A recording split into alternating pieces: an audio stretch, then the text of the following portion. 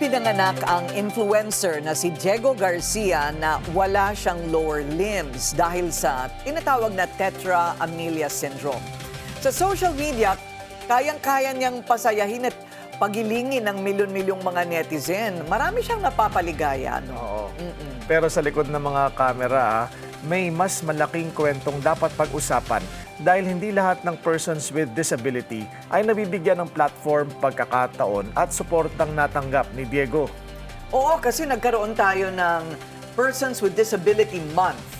Oo, nung Hunyo, kaya naisip natin na ito ay talakayin. Ano? Pero hindi lang dapat once a year. Dapat parating nasa isip natin, lalo na ngayon na walang representasyon sa Congress. Ang kanilang, yan ang totoong marginalized, hindi yung mga imbe-imbento na mga napakaraming party list sa Congress, hindi ba? Tinanong po namin ang taong bayan, sapat na ba ang suporta na binibigay ng gobyerno para sa mga may kapansanan? Ang sabi nila. Para sa akin, hindi pa rin sasapat kasi marami pa rin Pilipino ang may mga kapansanan na hindi pa rin na aabot ang tulong ng gobyerno.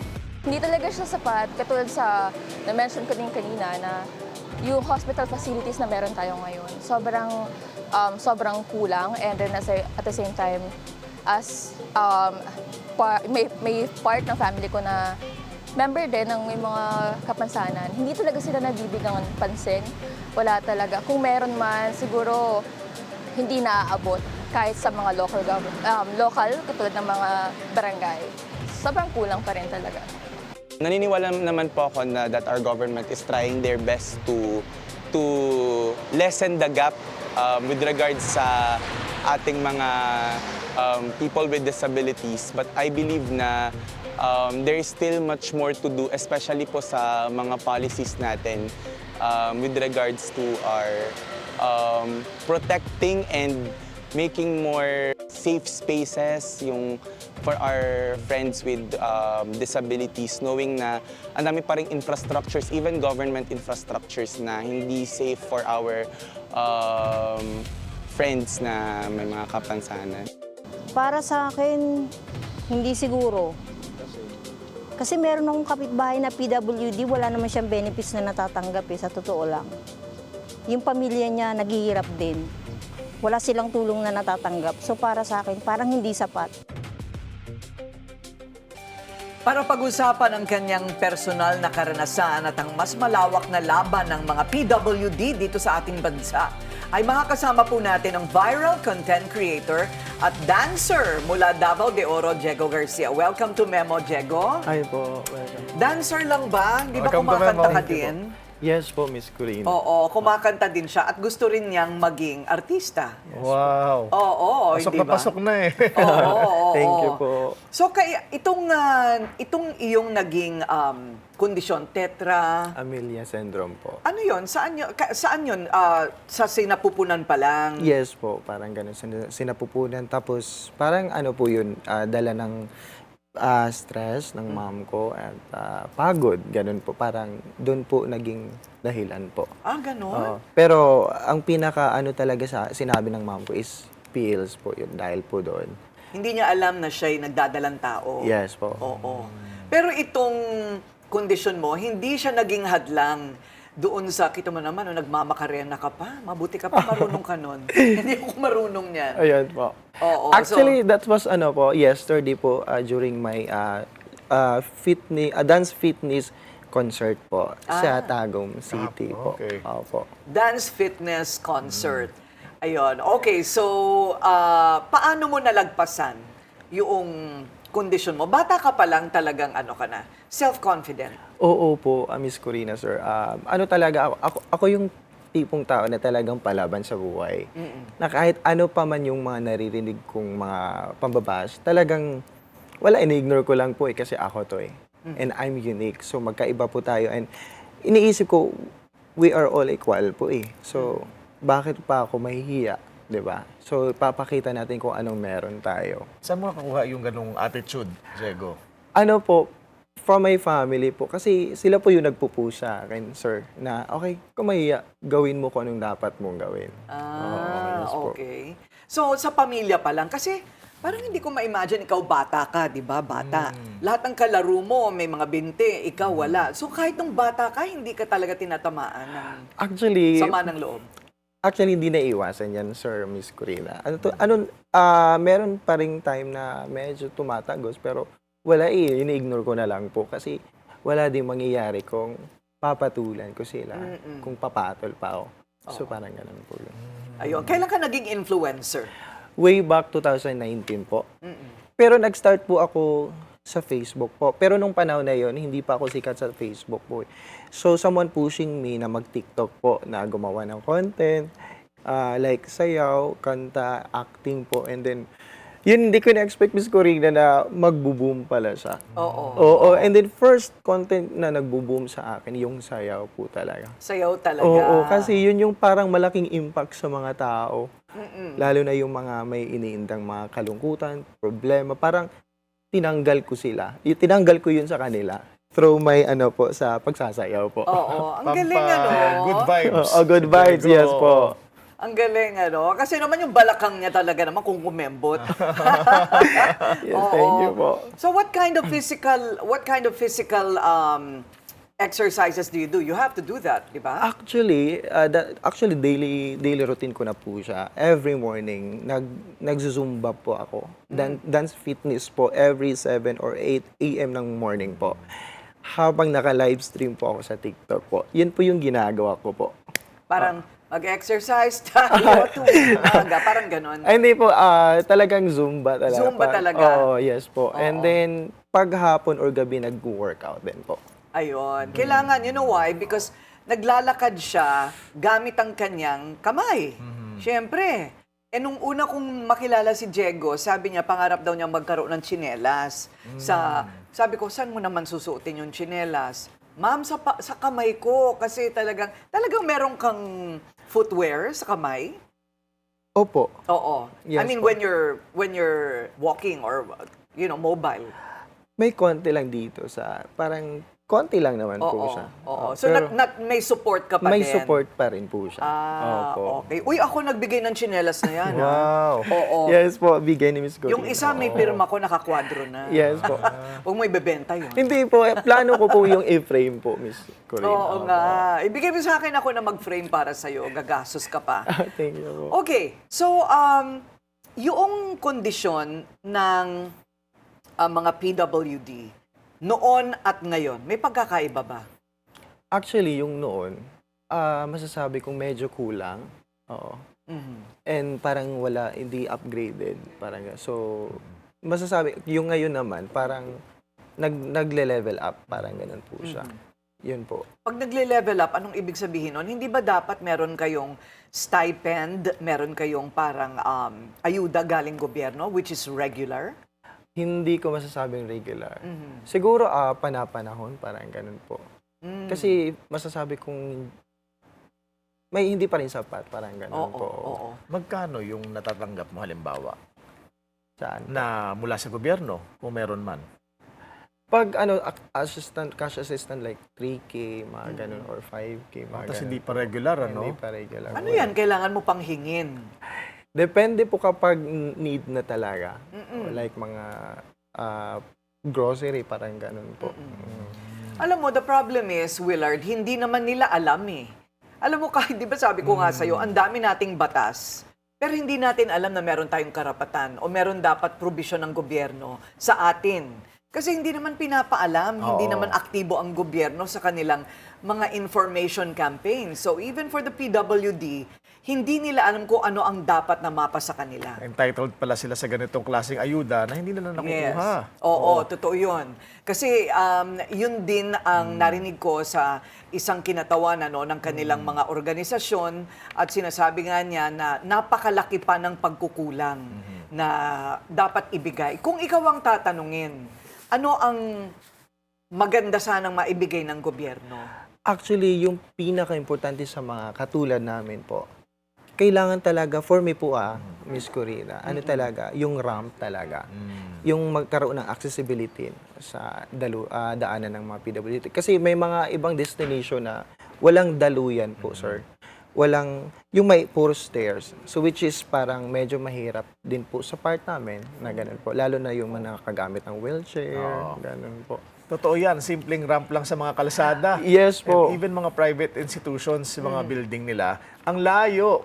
O kung meron man, ang layo ng ramp, iikutan Yes, mo. Kasi di ba yung mall, may iba-ibang entrance. yes. Iikutin mo pa talaga yung kabila.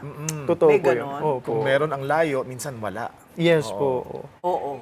At hindi lahat may elevator. Oo. Hindi ba? Kasi paano mo naman dadalin sa escalator yung Wheelchair, mo? Oo. So, maliban doon is therapy.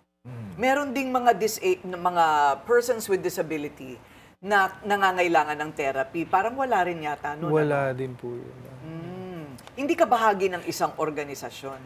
Bahagi po before. Pero yun nga po, parang siguro dumistansya, parang naging busy na po lately. Ganun. Naging busy sa busy. paggawa ng mga Oo, kasi content. kanya-kanya sila eh. Kumbaga, kung umangat man sila sa buhay tulad ni Diego, Opo. dahil sa sariling sikap. Po, yes po. Hindi ba, no? Parang dalhin mo yung sarili mo. Di ba? Kasi kung aasa ka sa organisasyon o sa gobyerno, mapag-iiwanan ka talaga. Natatandaan mo, Willard, yung isa nating guest, yung ating sports lawyer. Ang sabi niya, persons with disability, if they win a championship, government gives them half. Oo. Kalahati lang. Same category, same sport. Pero kapag ikaw ay walang disability, buo ang binibigay sa yung premyo. Oo. Kung ikaw ay may disability, kalahati. Di ba Bakit? dapat times 2? Dapat nga Oo. times 2. Totoo yan, ha?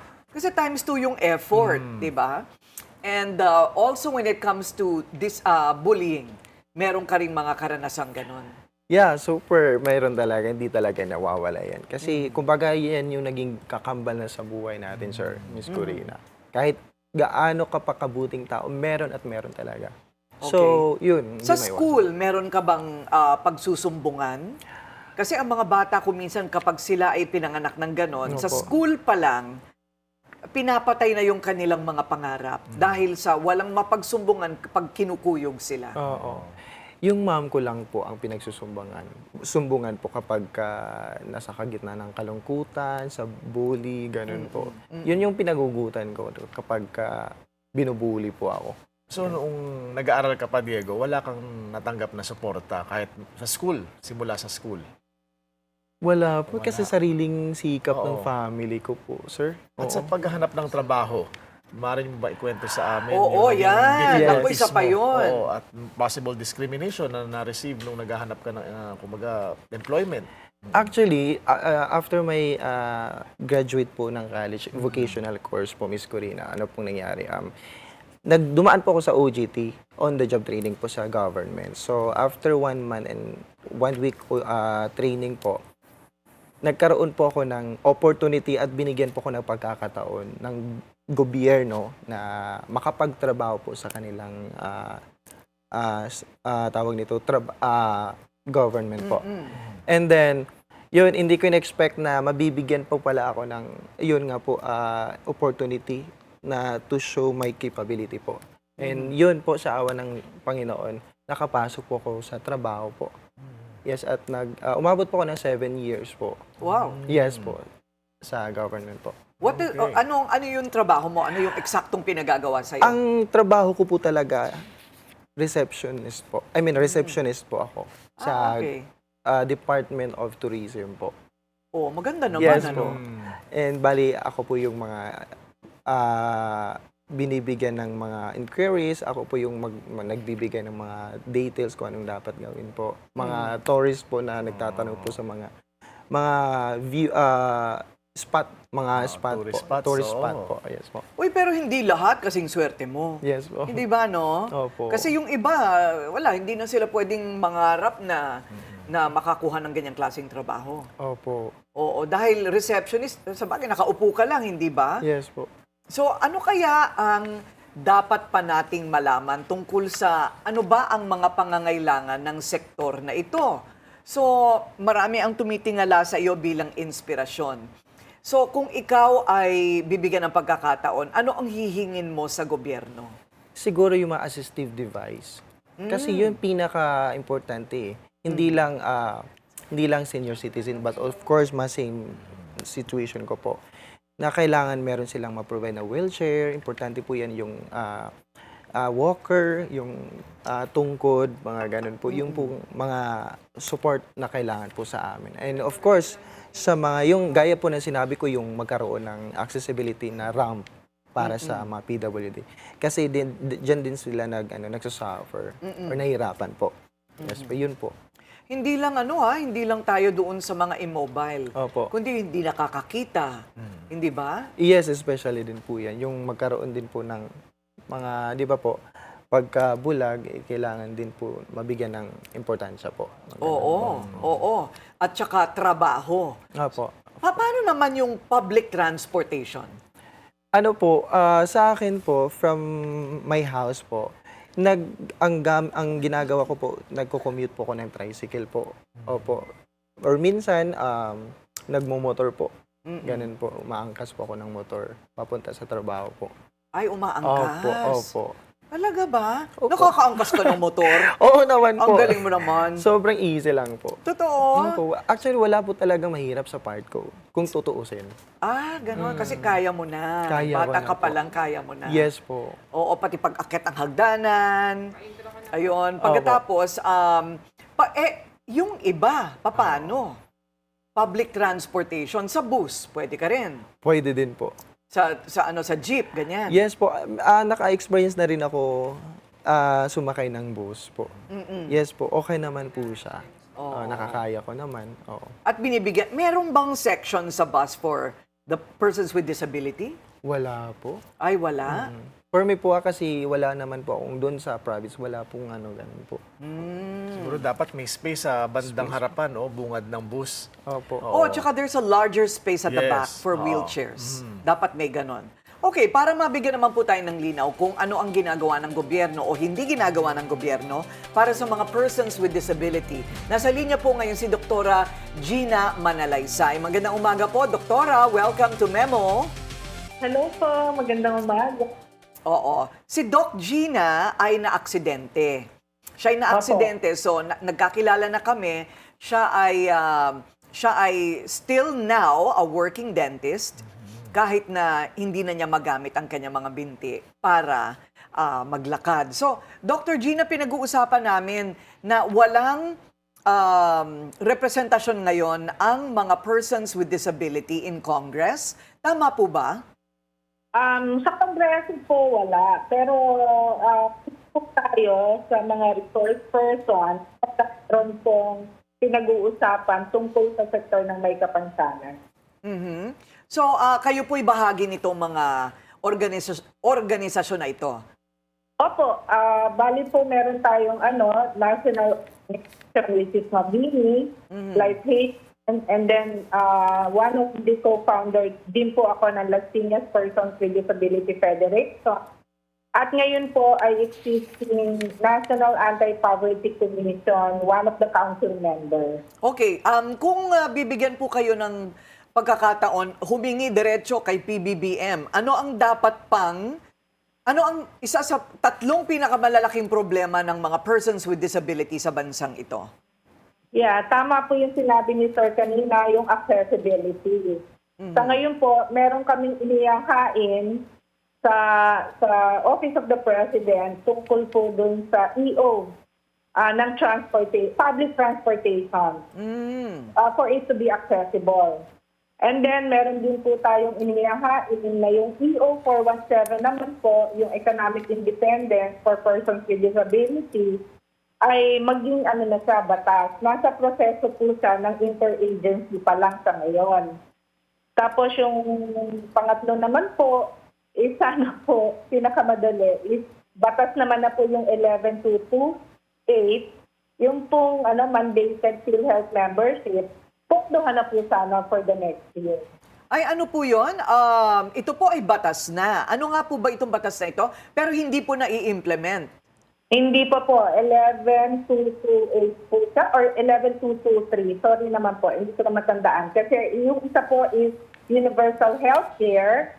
Nung na-invite niyo po ako sa programa niyo na face-to-face, Yung pong nasabi ko doon na di po ba mandated to health membership.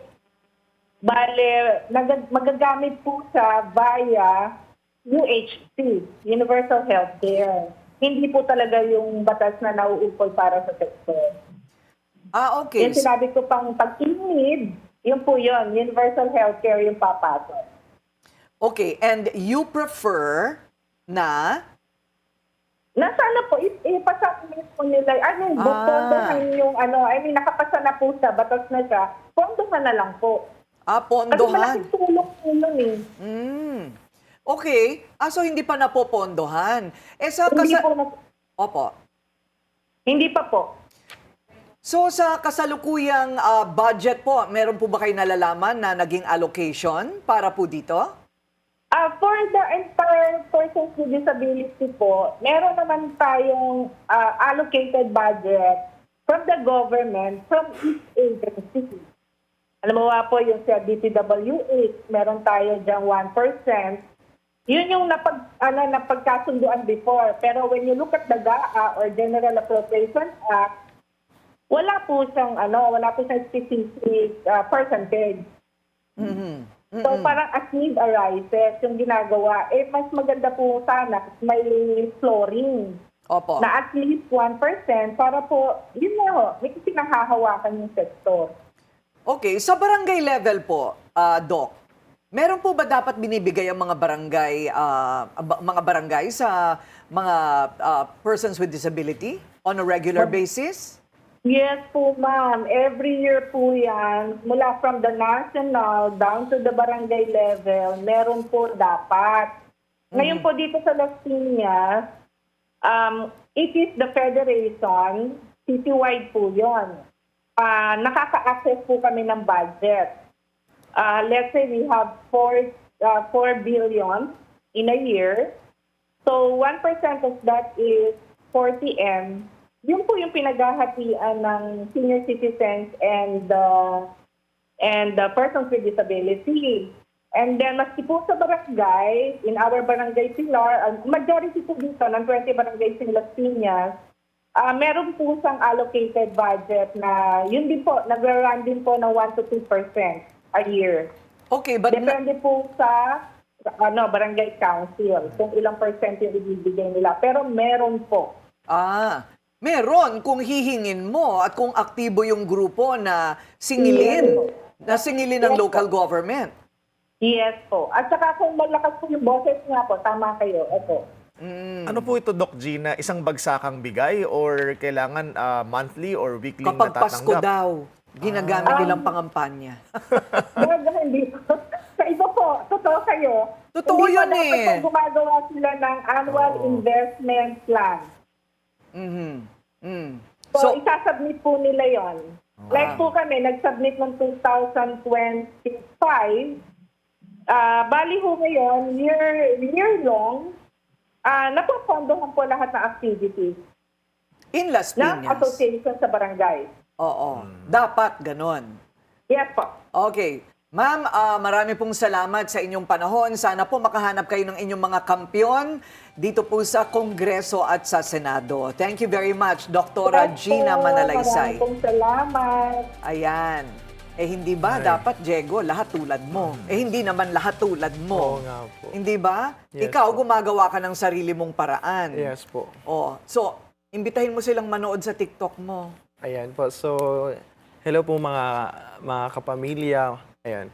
Mga ka-babes, panoorin niyo po ako at supportahan niyo pa rin po ako sa aking TikTok, sa mga contents ko po. At huwag niyo po akong kalimutan i-follow po sa TikTok po, Diego Garcia.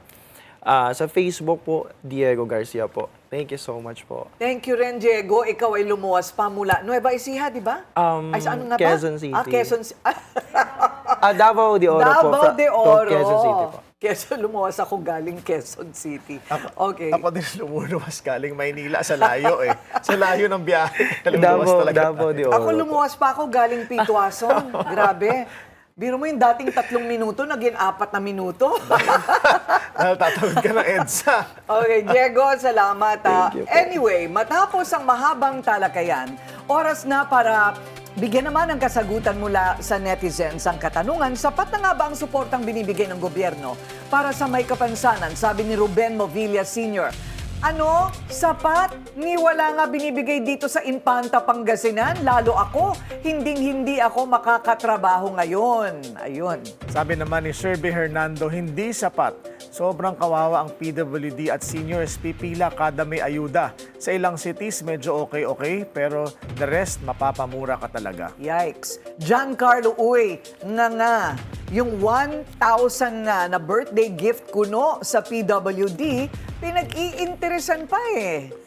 Sabi naman ni Angie Florido, hindi ang yaman ng bansa, ang daming magagandang suggestions from medical experts, social workers and researchers, pero hindi pinapansin kasi nga hindi nakikinabang ang mga crocs. Crocs. Ano yan?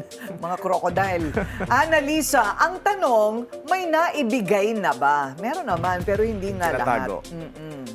Ang daming dapat pag-usapan. No, Daming sa sektor pag-uusapan ng dyan. Kaya PWD. kailangan tuloy-tuloy lang nating binubuhay yung kamalayan ng tao tungkol sa pangangailangan ng totoong marginalized sector. Hindi po yung mga inimbento lang sa kongresong mga party list. Marami pong salamat. Thank you again, Po, Diego. Thank you po, Thank you, sir. Thank you po. Thank you. Thank you.